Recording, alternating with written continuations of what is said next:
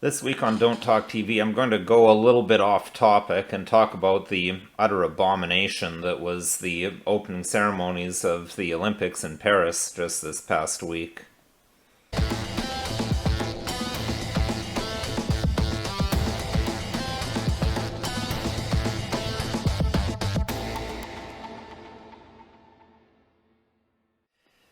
Hello, my name's Nicholas Wansbutter. I'm a lawyer in Stratford, Ontario, Canada, and welcome to Don't Talk TV.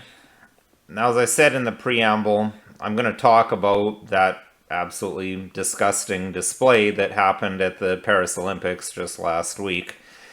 I had some hesitation and a bit of back and forth in my mind of whether to do a show on this. I mean, there isn't anything directly linking it to law, although I did think of some ways that we can talk some law on this situation near the end of the episode. But at the end of the day, I've said on this show a number of times that I'm a believing Christian, and if a Christian can't even stand up for God when something of this magnitude happens, then he's not much of a Christian. Now, my non-Christian viewers, they've taken umbrage in the past when I've talked about these things, so they can feel free to turn off now or unsubscribe, or they can listen to see what I think about this situation. But in any event, I'm not going to hold back because some non-Christians are going to be salty because someone who is Christian dared to talk about this topic. I'm not going to show any clips of this. It's just too disgusting and offensive to God. I don't really care about offense to Christians. I care about the offense to God. I see people talking about, oh, it's offensive to Christians. Well, I suppose it is, but number one, it's offensive to God, and that's what I really care about, because he's the one who deserves respect and absolutely ought not to be treated like this. So I'm not going to show it. I'm sure if you know what I'm talking about, you've seen this absolutely vile and like the epitome of blasphemy, where there is a parody of the Last Supper done by a bunch of transgender individuals. Now, it's interesting because I think this demonstrates to me that atheism isn't actually an absence of belief. It's a hatred of God. And certainly these transgender people, they hate God and they hate Christianity. This isn't just, oh, love is love, let me do my thing and you do your thing. No, because they, in this big public event, they took the time to plan this all out and do something that was about as offensive as possible as one could conceive of towards God. Just absolutely disgusting, vile, and above all, blasphemous. Now, for this to happen at the Olympics, though, is entirely fitting, in a way, because the Olympics have always been pagan. They've always been anti-Christian. I mean, as long as Christianity existed. Obviously, the Olympics predated Christianity, but when they coexisted with Christianity, it was anti-Christian. That's why the first Christian emperor, Theodosius, outlawed the Olympics in the year 393. And he destroyed all the Olympic stadia because of its paganism and the antithetical nature of this pagan human worship, this worship of sport.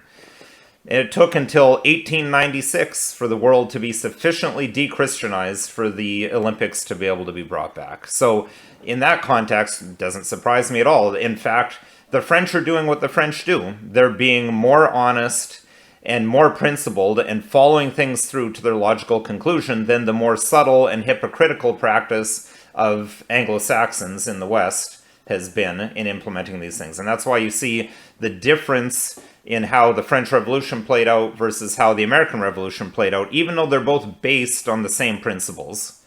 Because the French, they're more honest, principled, they take things to the logical conclusion. And that's just what they did here in the Olympics, yet again. So I haven't watched the Olympics in years. I haven't watched the Olympics since I converted to the Catholicism that I hold to now. I've talked about that a little bit in the episode when I commemorated the death of Bishop Daniel Dolan, who's one of my spiritual fathers. It's a different brand of Catholicism, if you will. I mean, there's only one Catholicism, but for ease of reference, in practical terminology, a lot of people call it traditional Catholicism, the Catholicism that from the year 33 when our Lord died up until 1962 when the Vatican II Council started. But in any event, I haven't watched the Olympics for years. I'm glad to see that this is leading lots of people to boycott it. In my view, it should have been boycotted for many, many reasons for years, but better late than never. And I guess that's a good thing of these people finally taking things and being more open and honest about what the Olympics are all about. Now, how do we tie this into law? Well, we could question, should there maybe be blasphemy laws, or are there already blasphemy laws? In my view, there actually are blasphemy laws, because imagine what would happen if someone did something like this, gravely offending against the Jewish God or against the Muslim deity Allah. Imagine if someone put on a spectacle that was this offensive to Jewish people or to Muslim people or to Hindu people. They would probably be charged with hate crime. In Canada, they would almost certainly be charged with hate crime, and as we've discussed, they do some significant jail time. The thing is, though, Christianity is the only religion that's allowed to have these things happen to it with no repercussions whatsoever, no legal repercussions in any event. I mean, there have been hundreds of churches burnt down in Canada. No one's gone to jail that I know of. The police are, quote, unable to solve, unquote, these cases. Well, well, nothing's going to happen on this. So, is there a place for blasphemy laws in society? It's an interesting question. I'm not going to get into it because it would be too long of a discussion, but I think it's something interesting for viewers to think about and to consider that, do blasphemy laws actually exist? And I think that helps inform, should there be blasphemy laws, or should it just be free-for-all, that everyone can just insult everyone else's religions as they like this? Something to consider. But at the end of the day, my purpose in doing this video was just to speak out and register my outrage on behalf of God. Again, it's not because I'm personally offended. I mean, I am personally offended, but who am I? I'm nobody. Who cares?